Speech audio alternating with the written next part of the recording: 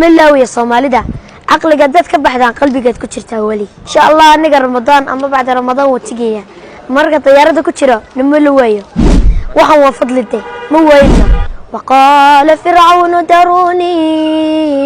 أقتل موسى وليدعو ربه إني أخاف أن يبدل دينكم أو أن يظهر في الأرض الفساد. عايشين الدول الصومالية وكذا. والله وحول ما هي أفر أيام قول شوية dadka ka yaabay maaragtay waxa weeyaan dad boorama ka yaabay dadkii boorama oo ka yaabay deebar xagaasan tagtaga maalin dad kaftan badan kaftan ka jeclaan anoo la kaftan ha hargeysa iyo boorama iyo burco iyo gabali iyo wajala iyo laascaano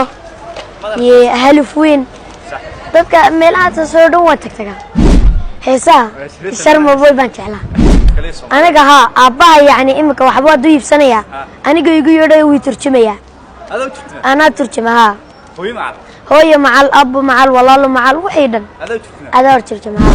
Khalid Maxamed Khayr oo ah wiil aad u daayar oo caan ka dhex ah magaalada Hargeysa waa wiil daayar oo u dhashay dalka Suuriya waxa uu tagay inta badan gobolada Soomaaliland halkaas uu ku noolaa ku dhawaad muddo 6 sanadood ah haddaba waxa uu iga sheekeeyay qisooyin kala duwan oo uu kala kulmay muddadii uu ku noolaa Soomaaliland ama se waxa uu kala kulmay dadka Soomaalida ah